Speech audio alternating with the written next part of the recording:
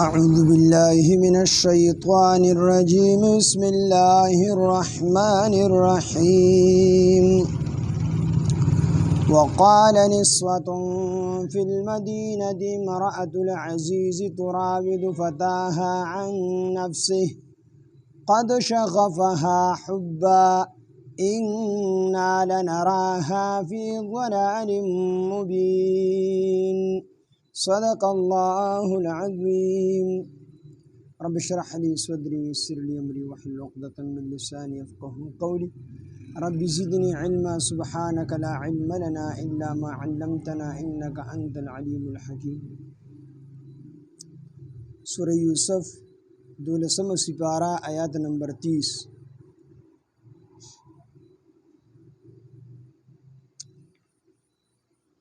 واحد تیرشیو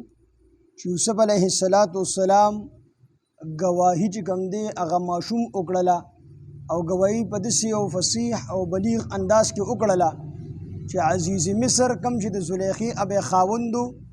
نو هغه هم دا خبره تسلیم کړله چې زما دا بیبي دا ګنهګاره ده او یوسف علیه السلام دی په حق باندې دی د ګناه نه بچ دی ځکه هغه ورته ماشوم چې گواهي وکړه نو هغه داسې گواهي وکړه چې کو د یوسف علیه السلام کمیس دا د مخ نه شلیدلي نو بیا به یوسف علیه السلام ګنهګاري او که د یوسف علیه السلام کمیس دا د شا نه شلیدلي وي نو بیا به زلیخه ګنهګاري نو په خپله باندې هم انسان پوه شو چې د یوسف علیه السلام تښتېدو دی راټینګو نو ځکه یې دا کمیس د شاته نه شلیدلی دي نو دا تایید عزیز مصر ته حاصل شو بیا عزیز مصر یوسف علیه السلام ته وفرمیل چې ته دا خبرې پرېږدوه او زلیخې ابی ته وفرمیل چې ته ګنهګار یې ته خطاکار یې ته د الله تعالی نه معافي وغواړه کله چې دا واقعه وشوله نو په ښار کې ښځو دا خبره مشهوره کړله او دا ډنډوره چې کوم دی مشهوره شوله چې زلیخه ابی دا په خپل غلام باندې مینه ده څه خندنې غوندې به خلکو کو چې ګوره د وزیر خزانه ښځې ته وګوره او په خپل غلام باندې مینېدو ته وګوره نو دا خندنې به دوی ښځو کو نو د دې نه زلیخه ابی خبر شوله نو هغې داسې وکړل چې دغې ښځو پسې یو قاصد ور ولېږو ورته ویل چې تاسو له مونږ ډوډۍ کړې ده او تاسو ټولې ښځې به زما مېلمنې یې دوی راوغوښتلې او دوی د ډوډۍ تیارې شروع شو بعضې څیزونه داسې وو لکه فروټ وغیره چې په چړو باندې کټ کولي نو ټولو ښځو له یوه چاړه ورکړله او یوسف علیه السلام په یو کمره کې بند کړی چې دوی کله دا میوې کټ کولې د کټ کولو دا څیزونه یې کټ کول په دغه درمیان کې یوسف علیه السلام دوی ته لږ بهر راووځه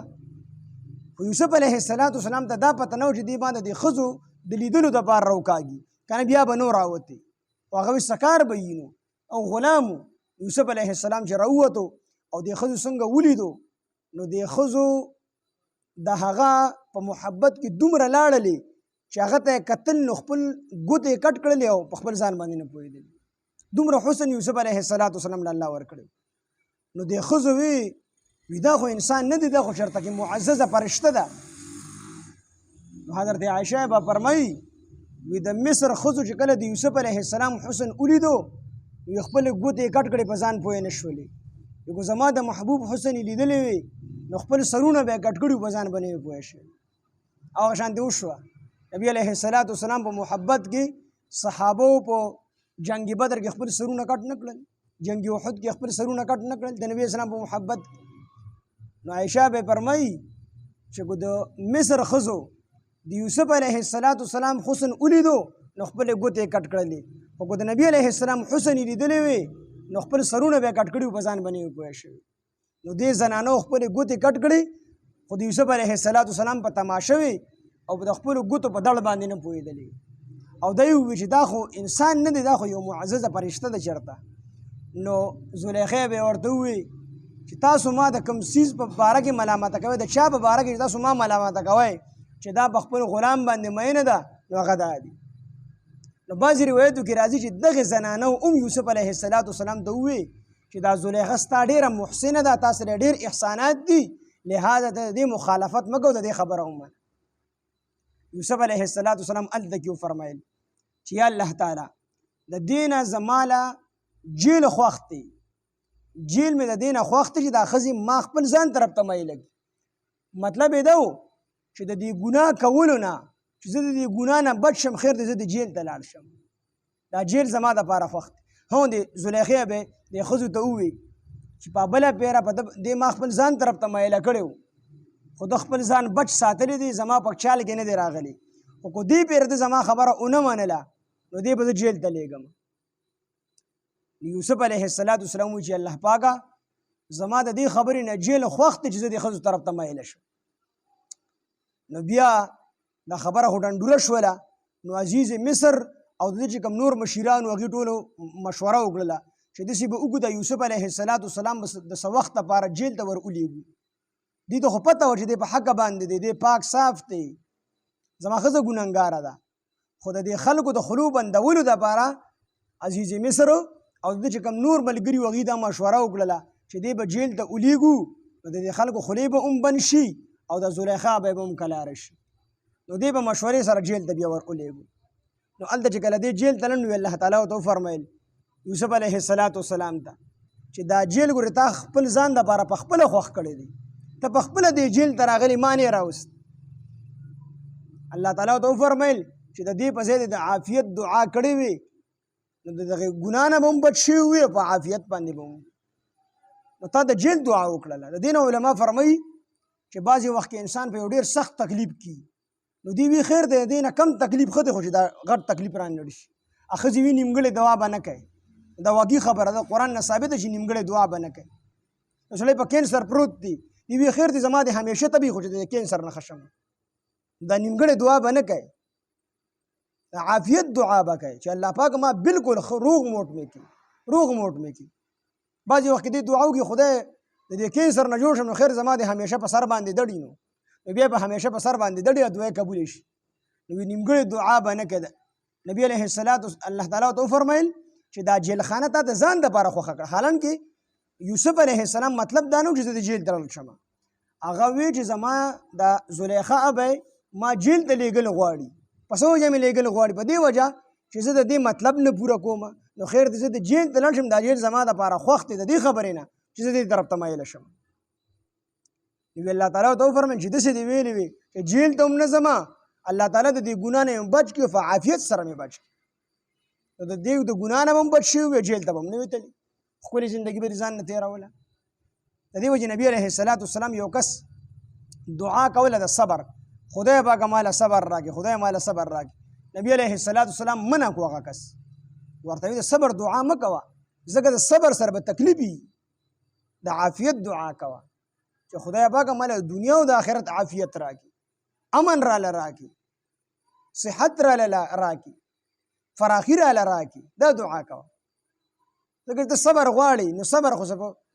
نعمت باندې نه وي صبر خو خامخا په تکلیف په مصیبت باندې صبر یې کوي تا باندې چې تکلیف راشي ته به صبر کوي په تکلیف باندې صبر کېږي په مصیبت باندې نو نبي علیه السلام دې صبر دعا مه کوه ابن عباس رضی الله عنه د نبي السلام تر دی هغه یو پیره نبی علیه السلام د درخواست وکړو چې د الله پیغمبر زه څه دعا کوم نو نبی علیه السلام ورته وفرمیل د عافیت دعا کوه چې الله درله صحت هم درکړي فراخي درله هم درکړي د هر شر نه دې محفوظ هم وساتي د هر تکلیف نه دې محفوظ وساتي بس د عافیت دعا غواړه ډېر وخت پس بیا عباس فرمایي ما دې بیا دوباره تپوس وکړو چې د الله پیغمبره زه څه دعا کوم وی نبی علیه السلام راته وفرمیل چې د دنیا او د آخرت خیرونه او عافیت غواړه د دنیا او د آخرت عافیت غواړه چې هر ځای کې زه په امن سره یم د تکلیف نه بچ یم دا دعا کوه نو موږ ته هم دې کې سبق دی چې موږ د عافیت دعا غواړو او نیمګړی سوال نه کوو نیمګړی ښځې وي نیمګړی سوال به نه کوئ دا نیمګړی سوال اکثر زر پوره کېږي نو پوره سوال کول پکار دي د عافیت سوال کول پکار دي نو دې کې دغه ټوله واقعه بیانېږي وقال نسوة او اویل خزو فی المدینه په ښار کې امرأة العزیز چې ښځه د عزیز مصر تراود فتاها غلول غواړي خپل غلام لره عن نفسه د هغه د نفس ته حفاظتنا یا تراود فتاها دوکه کول غواړي خپل غلام لره عن نفسه د هغه د نفس ته حفاظتنا ښځو دا خبره مشهوره کړله چې د عزیز مصر ښځه خپل غلام چې کوم دی په دوکه کې راوستل غواړي خپل غلام د هغه چې کوم دی عزت تباه کول غواړي. قد شغفها په تحقیق سره مبتلا شوې ده دا حبا د هغه په محبت کې. انا لنراها بېشکه موږ وینو دې ښځې لره فی ضلال مبین په ښکاره ګمراهۍ کې، د ښکاره په غلطه باندې ده چې خپل غلام دوکه کول غواړي. دا خبرې د ښځو په دې ښار کې شروع کړې نو چې کله زلیخې بیت ته دا خبرې راورسېدې چې دا ښځې زما په باره کې دا غلط بیاني کوي، دا غلطې خبرې کوي. نو فلما سمعت پس هر کله چې واورېدې ده بمکرهن د دوی د مکر هغه خبرې. فلما سمعت پس هر کله چې زلیخې بې واورېدې بمکرهن د دې ښځو د مکر هغه خبرې ارسلت نو دې اولېږو یو کاسد الیهن دې ښځو ته واعتدت او تیارې کړه لهن د دې ښځو دپاره متکئن یو مجلس ته میلمستیا واتت او ورې کړه کل واحدة هرې ښځې ته منهن د دې ښځو نه واتت او ورې کړې کل واحدة هرې یوې ته منهن د دې ښځو نه سکینه چاړه هرې ښځې ته چاړه ورکړه. وقالت او وی فرمیل یوسف علیه السلام ته اخرج چې ته راووځه علیهن په دې ښځو باندې. د دې دپاره د مېلمستیا مجلس جوړ کړو، ډوډۍ ورله وکړه، دعوت یې وله ورکړو او دې ښځې راوغوښتلې یو چاړه او میوه یا څه بل څیز یې وله ورکړو چې کوم څیز د کټ کولو او یوسف علیه السلام ته وایي ته په دې ښځو باندې راووځه. خو یوسف علیه السلام ته پته نه و چې د دې دپاره ما راوباسي، خو ورته وایي د کمرې نه راووځه. فلما رأینه پس هر کله چې یوسف علیه السلام ولیدو دې ښځو اکبرنه نو دا ښځې خیرانه شوې د ده په هکله باندې وقطعنا او پرې کړې ایدیهن او پرې کړو ایدیهن خپل لاسونه. یوسف علیه السلام حسن د خیرانه شوې او د هغه په حسن کې دومره ډونګۍ لاړلې چې خپلې ګوتې کټ کړلې. فلما رأینه پس هر کله چې دې ښځو ولیدو یوسف علیه السلام اکبرنه نو دا ښځې حیرانې شوې د ده په هکله باندې وقطعنا ایدیهن او کټې کړل دې ښځو ایدیهن خپل لاسونه. وقلنا او دې ښځو وویل حاشا لله پناه د الله تعالی ما هذا بشره نه دی دا انسان نه دی دا بشر ان هذا نه دی الا ملک کریم مگر معززه فرشته ده او انسان نه دی دا چېرته معززه فرشته ده. قالت زلیخې به وفرمیل فذلکن پس همدا دی الذي هاکس لمتنني چې تاسو ما ملامته کوئ فیه د ده په هکله باندې. فذلکن قالت وفرمیل ویل زلیخې به فذلکن چې پس همدا دی الذي هغه کس لمتنني چې تاسو ما ملامته کوئ فیه د ده په هکله باندې. ولقد او په تحقیق سره راودته ما میل کولو دی عن نفسه د نفس ته حفاظت نه فاستعصم نو د خپل عزت بچ کړو. یا ولقد راودته په تحقیق سره ما دوکه کولو دی دلره عن نفسه د نفس ته حفاظت نه فاستعصم نو د خپل عزت بچ کړو. زلیخې به ورته ووایي چې ما د دې نه مخکې دی دوکه کولو خپل ځان طرف ته میله کولو خو دې زما په دوکه کې رانغی ما طرف ته میله نه شو خپل عزت بچ کو. وإن لم يفعل کو چرې ده اونکو ما هغه ولئن لم يفعل کو چرې ده اونکو ما هغه کار آمروه چې زه حکم کوم دته لیسجنن نو خامخا به کیټ کړي شي دی ولیکون من الصاغرین او شي به دی د کمزورو خلکو نه شي به دی د ذلیلانو خلکو نه جیل کې به ذلیله شي. نو قال یوسف علیه السلام وفرمیل ربی ای رب زما السجن جیل خانه احب زیاته خوښه ده الی ماته مما د هغه څه نه یدعونني الیه چې دوی ما بلي هغې طرف ته. چې کله دې ښځو دې ولیدو بعضې روایتو کې راځي چې دې ښځو ورته هم یوسف علیه السلام ته مینت او زاري وکړله چې دا زلیخه ستا ډېره محسنه دا سره ډېر احسانات دي لہذا د دې مخالفت مه کوه د دې خبره ومنه. یوسف علیه السلام سره بله لاره نه ونو الله تعالی نه دعا وکړله چې الله تعالی زما دپاره دا جیل ډېر زیات مناسب دی جیل مې خوښ دی د دې خبرې نه چې زه په ګناه کې راشم قال یوسف علیه السلام وفرمیل رب رب زما السجن جیل خانه احب زیاته خوښه ده الی ما ته مما د هغه څه نه یدعونني چې دا ښځې ما بلي الیه هغې طرف ته وإلا تصرف عني کو چېرې ته نه لرې کوې زمانه کیدهن د دې دا دوکا د دې دا فریب نو اسب الیهن نو زه مایله شم دوی طرف ته واکم من الجاهلین او زه به شم د ناپوهه خلکو نه الله تعالی د دعا وکړله خو چېرې ته زما مدد نه کوې او ما نه لرې کوې د دې خلکو نه د دې د دوکې نه ما بچ نه کوې نو زه بیا د جاهلانو نه شم دلته علما فرمایي چې انسان د ګناه نه بچ کېږي دا د الله تعالی په توفیق سره بچ کړي پیغمبر هم په خپل طاقت سره نشي بچ کېدلی بلکې الله تعالی یې بچ کړي الله تعالی یې حفاظت کړي ځکه یوسف علیه السلام وایي کو چېرې ته ما بچ نه کړې او زما نه د دې دا مکر او فریب لرې نه کړې زه بیا د ناپوهه خلکو نه شم مطلب دا چې زه په ګناه کې راشم الله تکویني طور د پیغمبرانو حفاظت کړي د ګناه نه بچ ساتي وإلا تصرف عني کو چېرې ته لرې نه کړې زمانه کیدهن د دې ښځو هغه فریب هغه دوکا اسب الیهن نو زه به راشم